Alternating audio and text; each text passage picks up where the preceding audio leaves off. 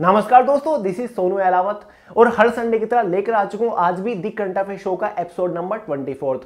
जिन लोग को नहीं पता उनको बता दूं फ्रेंड्स, एवरी संडे शाम 5 बजे ये शो हम लेकर आते हैं जिसमें हम पूरे वीक के एकदम selected most important current events को डिटेल के साथ डिस्कस करते हैं, जो कि आपके हर एक कॉम्पिटिटिव एग्जाम के पॉइंट ऑफ व्यू से बहुत ज्यादा इंपॉर्टेंट होते हैं। अगर आपने अभी तक हो चुके एपिसोड नहीं देखे तो चैनल के ऊपर आपको दी करंट अफेयर शो के नाम से एक प्लेलिस्ट मिल जाएगी, सभी एपिसोड को याद करके देख लीजिएगा। तो चलिए फ्रेंड्स, आज का एपिसोड फटाफट शुरू करते हैं। और specially friends, RRC, group D, SSC, CHSL और एसएससी स्टेनोग्राफर एग्जाम के जितने भी एस्पिरेंट्स हैं वो अब फोकस, और specially friends RRC, group D, SSC, CHSL और एसएससी स्टेनोग्राफर एग्जाम के जितने भी एस्पिरेंट्स हैं वो अब डीप फोकस करना शुरू कर दीजिए, क्योंकि आपके एग्जाम अब सर पर ही है। तो एक भी एपिसोड मिस मत करिएगा। तो फ्रेंड्स, आज का एपिसोड काफी इंटरेस्टिंग है, तो शुरू करते हैं आज के एपिसोड के first most important current event से। बिल्कुल डीप आपको समझाऊंगा, थोड़ा ध्यान से देखिएगा और नोट करते हुए चलिएगा। भारत अमेरिका ने शुरू की आर्टिफिशियल इंटेलिजेंस पहल। सबसे पहले एक चीज समझते हैं फ्रेंड्स, भारत और अमेरिका के बीच में ऑलरेडी एक साइंस एंड टेक्नोलॉजी की जो फोरम है वो काम करती है। यानी कि साइंस एंड टेक्नोलॉजी से रिलेटेड जितनी भी चर्चा होती है, इनके ऊपर मुद्दे या फिर साइंस या फिर टेक्नोलॉजी से रिलेटेड जितनी भी बाधाएं आती है, परेशानी आती है दोनों देशों के बीच में, तो ये उस पर चर्चा करते हैं। तो ये फोरम ऑलरेडी एक बनी हुई है साइंस एंड टेक्नोलॉजी की। तो यहां पर बात हो रही है, भारत और अमेरिका ने एक इनिशिएटिव लॉन्च किया है, आर्टिफिशियल इंटेलिजेंस। अब एग्जाम में इससे रिलेटेड क्वेश्चन जरूर बनेगा और दो टर्म आपको देखने को मिलेंगे, जिसमें से एक हमारी IUSSTF टर्म रहने वाली है।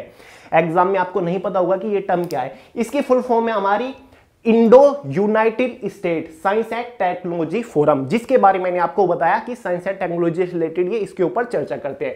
तो ये जो फोरम वर्क कर रही थी दोनों देशों के बीच में, इस फोरम ने एक इनिशिएटिव लॉन्च किया है आर्टिफिशियल इंटेलिजेंस। उसको क्या नाम दिया है, उसकी शॉर्ट फॉर्म क्या है, USIAI। एक टर्म एग्जाम में ये पूछी जाएगी। इस फोरम ने जो ऑलरेडी साइंस टेक्नोलॉजी पर काम कर रही थी, उसने ये इनिशिएटिव लॉन्च किया है दोनों देशों के बीच में ही। इसकी फुल फॉर्म क्या है, United state India artificial intelligence, ये लिखी हुई है। ठीक है, तो ये एक इनिशिएटिव लॉन्च किया है।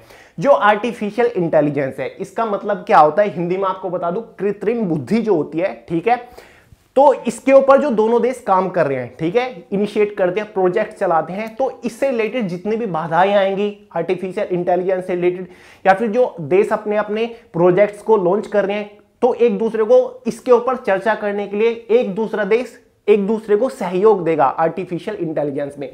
तो इसलिए ये इनिशिएटिव लॉन्च किया गया है। तो याद रखिएगा, भारत और अमेरिका के बीच में USIAI यानी कि आर्टिफिशियल इंटेलिजेंस लॉन्च हुआ है। और ये किसने लॉन्च किया है, IUSSTF। दोनों की फुल फॉर्म नोट कर लीजिएगा, बहुत ज्यादा इंपॉर्टेंट है। नेक्स्ट करंट इवेंट की तरफ चलते हैं। भवानी देवी ने रचा इतिहास, ऐसा करने वाली पहली भारतीय महिला खिलाड़ी बनी। फ्रेंड्स, स्पोर्ट पर्सन से रिलेटेड एग्जाम में 100% क्वेश्चन पूछे जाते हैं, तो ये कुछ ऐसा ही क्वेश्चन है। स्क्रीन पर आप देख रहे हैं, ये है भवानी देवी। इन्होंने हाल ही में एक इतिहास रच दिया है। ये ओलंपिक 2021 में क्वालिफाई करने वाली पहली तलवारबाज खिलाड़ी बन गई है भारत की तरफ से। अभी तक ऐसा किसी ने नहीं किया था। ये पहली तलवारबाज खिलाड़ी बन गई है जिसने ओलंपिक के लिए क्वालिफाई कर लिया है। तो ये क्वेश्चन हमेशा बनेगा, क्योंकि ये फर्स्ट इन इंडिया हो जाने वाली है। ठीक है, तो ये स्टैटिक जी का क्वेश्चन यहां से निकल के आ रहा है।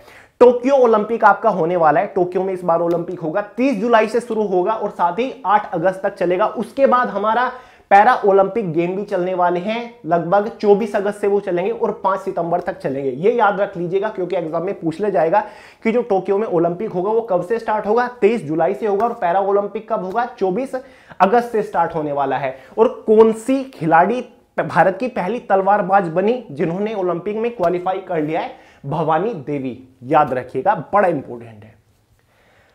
नेक्स्ट है, टोक्यो में होगा ओलंपिक।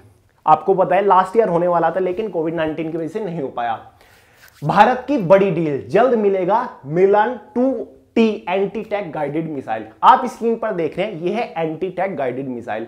एंटी टैंक का मतलब क्या है, यानी कि जो दुश्मन के टैंक को उड़ा सके, टैंक के ऊपर वार कर सके, उसको एंटी टैंक मिसाइल बोलते हैं। तो हाल ही में एक बहुत बड़ा प्रस्ताव जारी किया गया है रक्षा मंत्रालय द्वारा भारत की, कि लगभग, ये मैं आपको बता देता हूं कितना, 1188 करोड़ रुपए इसमें खर्च आया है। और भारत ने एक डील की है जिसमें वो लगभग 4960 एंटी टैंक मिसाइल यानी कि मिलन 2T ये खरीद रहा है, यानी कि इंडियन आर्मी के पास ये वाली मिसाइल हो सकती है। अब इस मिसाइल की खास बात क्या है, इस मिसाइल की जो दूरी है यानी कि जो ये वार कर सकते हैं वो 1850 मीटर की दूरी तक वार कर सकते हैं, यानी कि टैंक को उड़ा सकते हैं। और ये धरती से यानी कि पृथ्वी से ही, यानी कि जो लॉन्चर पैड होती हैं जैसे कि व्हीकल लॉन्च व्हीकल होता है, जैसे कि टैंक वगैरह होते हैं, उनसे छोड़ी जा सकती है। और ये देख रहे हैं जो आप सोल्जर ले रहे हैं, ये इसको लॉन्चर बोलते हैं, इसके थ्रू भी इस मिसाइल को लॉन्च किया जा सकता है। ये खास बात है, याद रखिएगा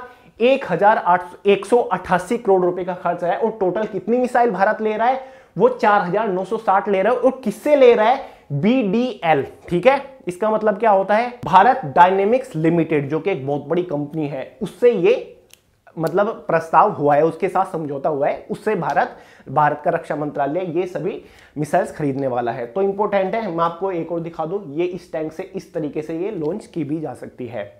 नेक्स्ट है, क्वेश्चन अक्सर बनते हैं, आपने देखा होगा ब्रह्मोस मिसाइल से एनटीपीसी एग्जाम में कितने क्वेश्चन बने। इंपॉर्टेंट डे से रिलेटेड 3-4 क्वेश्चन आज इसमें कवर करा दूंगा क्योंकि बहुत ज्यादा इंपॉर्टेंट है। एग्जाम में अक्सर पूछ जाते हैं, थीम पूछ ले जाता है कि महिला दिवस कब मनाया जाता है, इस प्रकार के।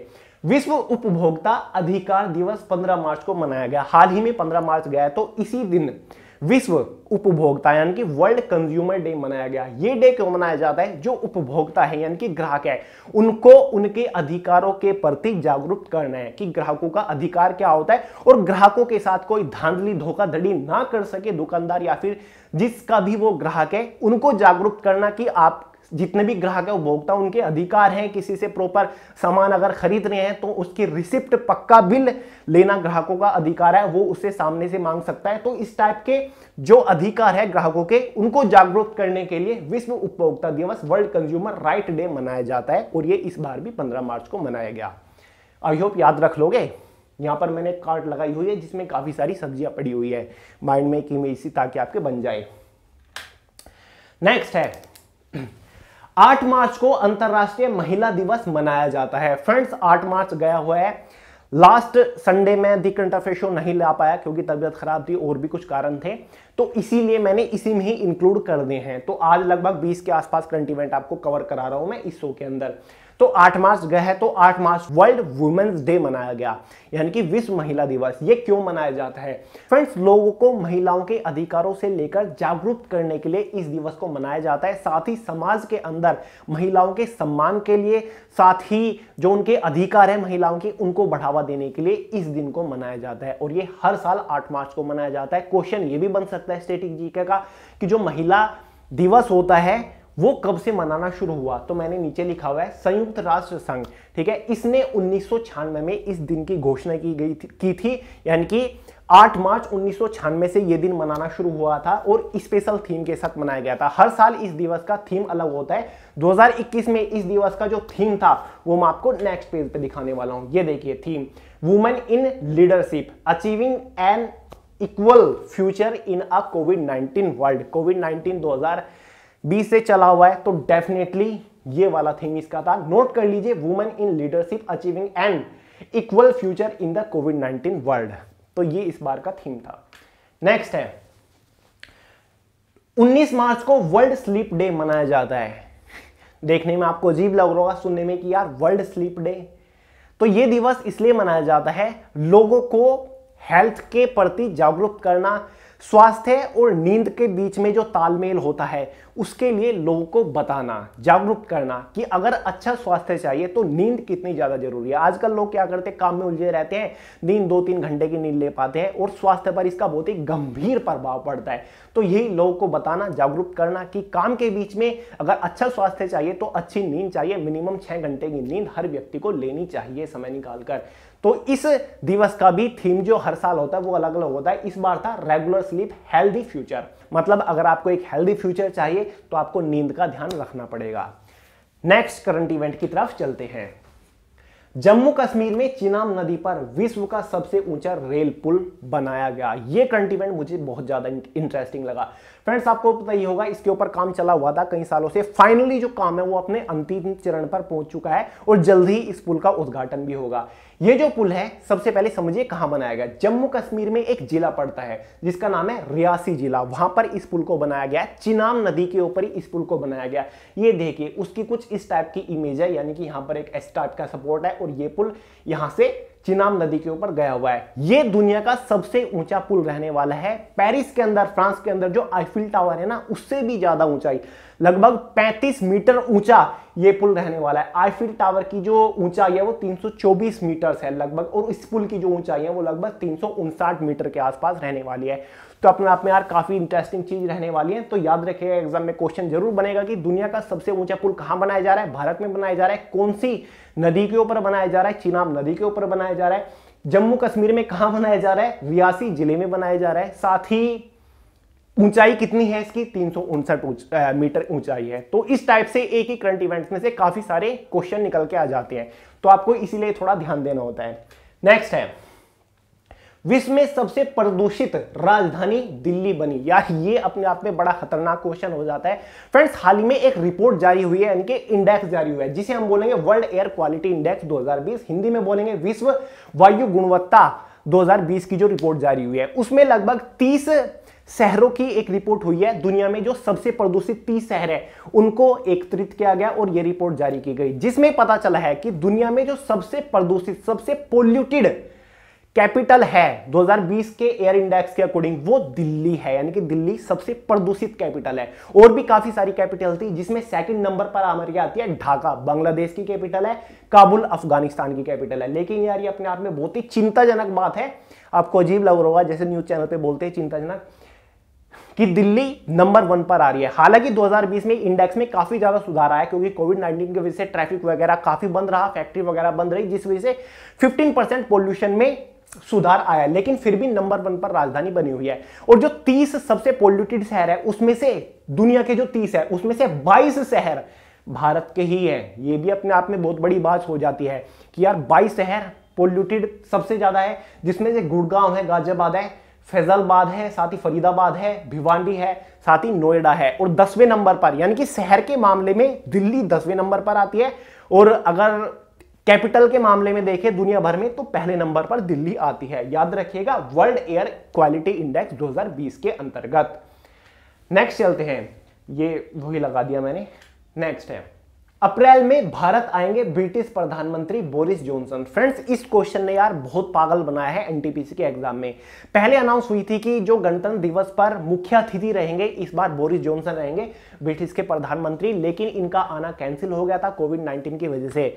एनटीपीसी के एग्जाम में 2 बार ये क्वेश्चन बन गया कि गणतंत्र दिवस पर इस बार मुख्य अतिथि कौन थे। ऑप्शन में बोरिस जॉनसन भी था। जिन लोगों को नहीं पता था, जिन लोगों ने केवल यही खबर सुनी थी कि बोरिस जॉनसन आ रहे हैं, उन्होंने बोरिस जॉनसन के ऊपर आंसर लगा दिया, ठीक है, जबकि इस बार कोई भी मुख्य अतिथि नहीं था। तो इस क्वेश्चन ने बहुत जबरदस्त तरीके से पागल बनाया है इस बार। तो आप देख लीजिए यहां पर क्या अपडेट निकल के आया है। अप्रैल में भारत के दौरे पर आ रहे हैं बोरिस जॉनसन। तो अगर एग्जाम में ये क्वेश्चन बनता है कि हाल ही में कौन से देश के प्रधानमंत्री भारत के दौरे पर आए, तो इसका आंसर बोरिस जॉनसन रहेगा, ब्रिटिश के प्रधानमंत्री। और ये क्यों आ रहे हैं, ये भारत के साथ समझौता करने आ रहे हैं, यानी कि जो भारत के चाइना के खिलाफ भारत और ब्रिटिश मिलकर खड़ा होगा, उसकी गतिविधियों का सामना करेगा। तो याद रखिएगा। और अगर कोई अपडेट आता है इनका आना कैंसिल होता है, तो मैं आपको करंट इवेंट्स में बता ही देता हूं। तो फिलहाल यही अपडेट है कि अप्रैल मंथ में आ रहे हैं। डॉक्टर हर्षवर्धन को स्टॉप टीबी पार्टनरशिप बोर्ड का चेयरमैन बनाया गया। जो ये स्टॉप टीबी पार्टनरशिप बोर्ड है, ये एक फोरम है जो कि वर्ल्ड वाइड काम करते हैं, यानी कि इंटरनेशनल फोरम है, इंटरनेशनल मंच है जो कि टीबी से लड़ने के लिए लोगों को जागरूक करता है। तो इस जो फोरम का है, इंटरनेशनल फोरम है, इसके जो मतलब बोर्ड के अध्यक्ष बने हैं, चेयरमैन बने हैं, वो कौन बने हैं, डेफिनेटली भारत के हैं, डॉक्टर हर्षवर्धन। सवाल ये भी उठता है कि डॉक्टर हर्षवर्धन कौन है। भारत का जो स्वास्थ्य मंत्री है, यानी कि ministry of health and family welfare, government of India, स्वास्थ्य मंत्री है ये हमारे डॉक्टर हर्षवर्धन। और यही स्टॉप टीबी पार्टनरशिप प्रोग्राम या फिर स्टॉप टीबी पार्टनरशिप बोर्ड के चेयरमैन चुने गए हैं। अपने आप में बहुत बड़ी बात है, एक इंटरनेशनल फोरम है और रिप्रेजेंट कर रहे हैं डॉक्टर हर्षवर्धन, जो कि एक इंडियन रहने वाले हैं।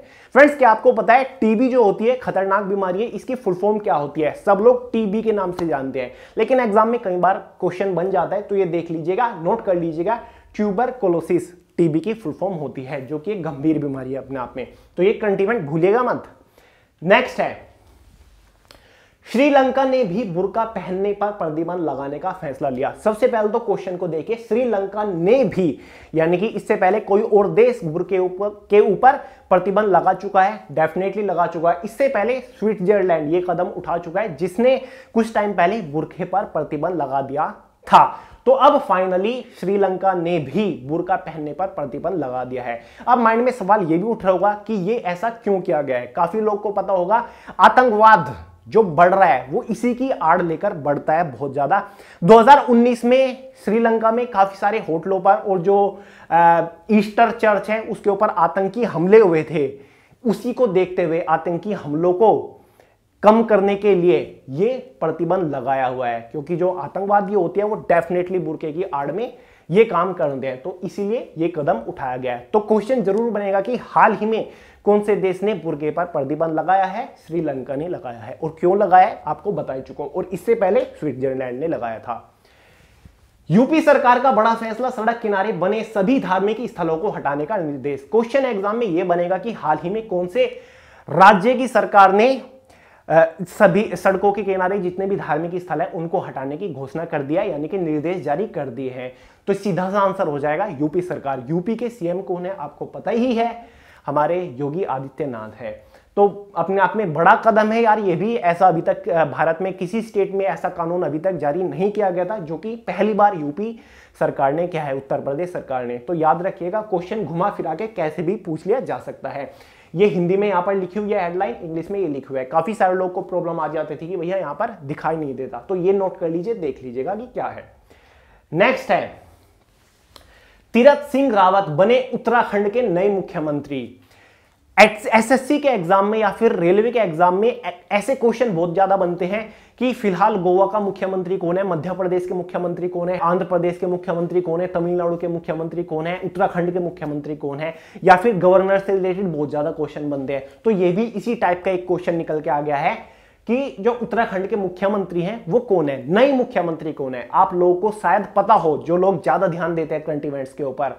अभी कुछ ही दिन पहले 9 मार्च को जो उत्तराखंड के सीएम थे, जिन्होंने अपने 4 साल भी पूरे कर लिए थे, डेफिनेटली बीजेपी गवर्नमेंट थी, उन्होंने अपने पद से इस्तीफा दे दिया था। उनके 4 साल भी पूरे हो गए थे, कुछ ऐसी सिचुएशन बनी थी, जिसके बाद 1 साल के लिए नए मुख्यमंत्री को अपॉइंट किया गया, जिसका नाम है तीरथ सिंह रावत। इनको अपॉइंट किया गया। अब जिन लोग को नहीं पता कि उत्तराखंड के मुख्यमंत्री बदल चुके हैं, वो तो ऑब्वियसली पुराने वाले मुख्यमंत्री के ऊपर आंसर लगाकर आ जाएंगे। और क्वेश्चन इसीलिए बनता है क्योंकि जो ऐसी गतिविधियां होती है, इस टाइप का कुछ होता है कि अचानक से कहीं पर किसी राज्य में सरकार गिर गई या फिर कोई मुख्यमंत्री अपनी पोस्ट से इस्तीफा दे देता है, तो वही क्वेश्चन जानबूझकर एग्जाम में पूछा जाता है कि आपको करंट इवेंट्स के बारे में पता भी है या फिर नहीं है। तो हाल ही में तीरथ सिंह रावत मुख्यमंत्री बने हैं 2022 में, यानी कि नेक्स्ट ईयर विधानसभा चुनाव है, तो 1 साल के लिए इनको मौका भी मिला है। और इससे पहले कौन मुख्यमंत्री थे? त्रिवेंद्र सिंह रावत ये मुख्यमंत्री थे, जिन्होंने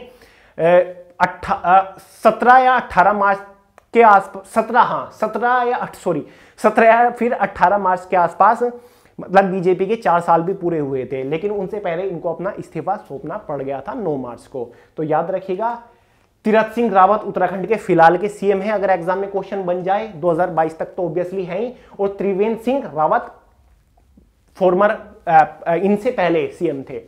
नेक्स्ट है, और शायद आज का लास्ट भी है और इंपोर्टेंट भी है, तंजानिया के राष्ट्रपति जॉन मैगुफुली का हाल ही में कोरोना वायरस की वजह से निधन हो गया है।